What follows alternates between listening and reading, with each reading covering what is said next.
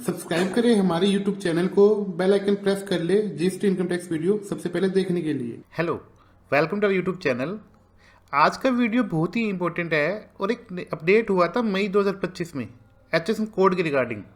आज के दिन एचएसएन कोड पे एक मेजर इश्यू आ रहा है, उसी के रिगार्डिंग आज का हमारा वीडियो है। सबसे पहले हम चेक कर लेते हैं एचएसएन कोड होता क्या है। जीएसटी में हर आइटम को एक कोड दिया हुआ है। पोर्टल ये तो उठा नहीं पाता कि आप मोबाइल का काम कर रहे हो, मोबाइल फिट कर दो, आप मोबाइल लिख दो, या कोई भी आइटम का हम मैनुअल नाम नहीं लिखते, उसका एक कोड लिखते हैं जिसको एचएसएन कोड बोलते हैं।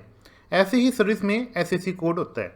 अभी कोई भी पोर्टल पे चीज़ अपलोड होगा, जैसे कि मोबाइल सेलर है, कोई बंदा मोबाइल सेल करता है तो उसका पोर्टल जो वो सेल डालेगा तो उस पर एचएसएन कोड लिखा जाएगा मोबाइल का, ना कि मोबाइल।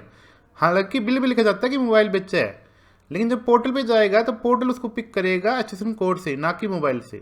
आज के दिन कोई भी सेलर बिल इशू करता है तो वो आइटम जैसे मोबाइल है उसके साथ लिखता है एचएसएन कोड, और पोर्टल एचएसएन कोड की लैंग्वेज ही समझता है, उसको नहीं पता कि मोबाइल है या क्या चीज़ है। वो केवल एचएसएन कोड से ही पिक करेगा कि ये क्या आइटम सेल कर रहा है, क्या परचेज कर रहा है। जब जीएसटी एप्लीकेबल हुआ तो एचएसएन कोड मैंडेटरी नहीं हुआ। एचएसएन कोड हमारे पास आ गए थे, लेकिन गवर्नमेंट ने मैंडेटरी नहीं किया क्योंकि जीएसटी में और बहुत सारे चैलेंज आ रहे थे।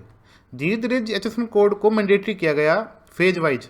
सबसे पहले मैंडेटरी हुआ फेज 1 पार्ट 1 में अप्रैल से जुलाई 2022 के बीच। उसमें क्या किया गया कि 5 करोड़ से कम का जिनका सेल है, जिनका 5 करोड़ से कम की सेल है उनको 2 डिजिट तक, और जिनका 5 करोड़ से ज़्यादा है उनको 4 डिजिट तक एचएसएन कोड जीएसटी 1 में फिल करना मैंडेटरी था।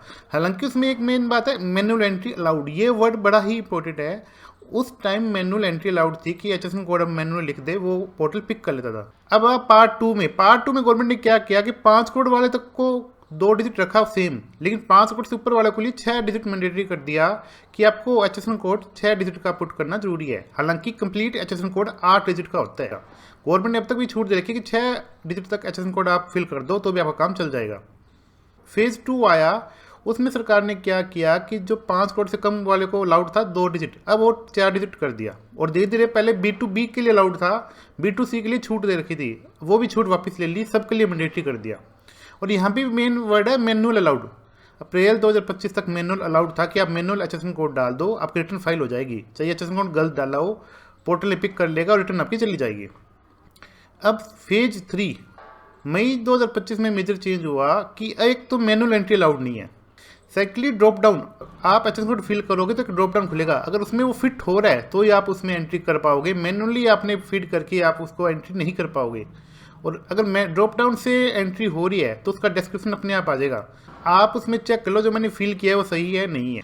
और एक और मेजर अपडेट हुआ B2B और B2C। सबसे पहले एचएसएन कोड इकट्ठे जाते थे कि मैंने 1 करोड़ का सेल किया और उसका ये एचएसएन समझिए कि 1 करोड़ की सेल की, ये समझिए। अब मई 25 से गवर्नमेंट ने इसमें चेंज किया कि आपने 1 करोड़ का माल बेचा, 80,000 का B2B भी जिनके पास जीएसटी नंबर है, और 20,000 का जिनके पास जीएसटी नंबर नहीं है, उसकी भी सेपरेट रिपोर्टिंग होगी एचएसएन कोड वाइज भी। अब ये फायदा क्या है ड्रॉप डाउन का गवर्नमेंट को, एक तो कोई भी गलत एंट्री नहीं हो पाएगी, ऑटो चेक अपने आप हो गया उस पर, और वैलिडेट भी साथ के साथ हो गया, और क्लाइंट भी साथ के साथ डिस्क्रिप्शन देख के अपना आइटम चेक कर सकता है। रॉन्ग एचएसएन कोड होगा तो जीएसटी रेट गलत हो सकता है, और अगर एचएसएन कोड सही है तो उसका जीएसटी रेट अपने आप सही आ जाएगा। इसका फायदा है कि एरर कम होएगा, रिटर्न फाइलिंग फास्टर होगी और नोटिस भी नहीं आएंगे। अब बात रहा आज की वीडियो का मेन टॉपिक कि आज की वीडियो की हमें जरूरत क्यों पड़ी। तो मेन दिक्कत आ रही थी कि कुछ ऐसी एक ही एचएसएन कोड में बहुत सारी एंट्री किया जा रहा है कि एक पर्सन मोबाइल का काम कर रहा है तो मोबाइल का एचएसएन कोड अगर 8504 है और चार्जर का एचएसएन कोड 8544 है, तो वो उसका अकाउंटेंट क्या कर रहा है, एक ही एचएसएन कोड में दोनों एंट्री किए जा रहे हैं। अब चैलेंज पता क्या आ रहा है कि आज के दिन तो सब कुछ सही है, रिटर्न भी जा रहा है, पोर्टल पे एरर भी नहीं आएगा, वैलिडेशन फाइलिंग भी हो जाएगा, वैलिडेट भी हो जाएगा। लेकिन जब भी असेसमेंट हुई या डिपार्टमेंट के पास आज के दिन AI टूल भी है, डाटा एनालिसिस भी है, और सेल का एचएसएन कोड परचेज के एचएसएन कोड से भी मैच भी करता है, तो वहाँ पे चैलेंज आ जाएगा। प्रैक्टिकल एग्जाम्पल हम ले लेते हैं कि एक पर्सन ने परचेज किया मोबाइल, साथ में वो कर रहा है चार्जर, ठीक है। उसके अकाउंटेंट ने क्या करा, भाई साहब ने बेची दोनों चीज़, लेकिन एचएसएन कोड एक ही बना रखा है मोबाइल वाला। उसके अकाउंटेंट ने क्या करा कि एक एचएसएन कोड बना के मोबाइल का दोनों एंट्री उसमें कर दी। डिपार्टमेंट बाद में क्या कह सकता है कि आपने परचेज किया 8504 और 8544, 8504 में आपने सारा सेल किया क्योंकि मैंने एक ही एचएसएन कोड बना रखा है, तो डिपार्टमेंट ये मानेगा कि आपने 85404 का तो सारा गुड सेल कर दिया, 8504 का सारा गुड सेल कर दिया, और 8544 का आपका गुड्स होल्ड है, ये आपके स्टॉक में है और आप इसका बिल काटो या इसका जो भी जीएसटी है वो आपको भरना पड़ेगा। और एक्चुअल में क्या हुआ कि मैंने जो 8504 का बिल काटा है इसमें मोबाइल का भी है और चार्जर भी है, तो जीएसटी तो मैंने सही पे कर दिया और एवन रेट भी सेम है, 18% रेट है, मैंने दोनों का सही पे कर दिया। लेकिन डिपार्टमेंट इस चीज़ को नहीं मानने का, उनके पास एआई टूल से या डाटा एनालिसिस के बड़ा आसान है, आज के दिन हम भी हमारा ढूंढ सकते हैं कि हम किस एचएसएम कोड में परचेज कर रहे हैं, किस में सेल कर रहे हैं, तो डिपार्टमेंट के लिए तो बहुत आसान है।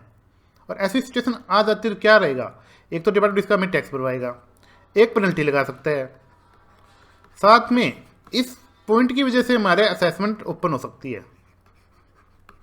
वैसे तो एक बड़ी छोटी सी चीज़ लगती है कि हम इस तरह की प्रैक्टिस कर लेते हैं, लेकिन ये लॉन्ग टर्म में बड़ा चैलेंजिंग हो सकता है और डिपार्टमेंट अपना व्यू यही रखेगा कि आपने जो एचएसएम कोड परचेज किया वो सेल नहीं किया तो आपको उसका जीएसटी पे करना पड़ेगा।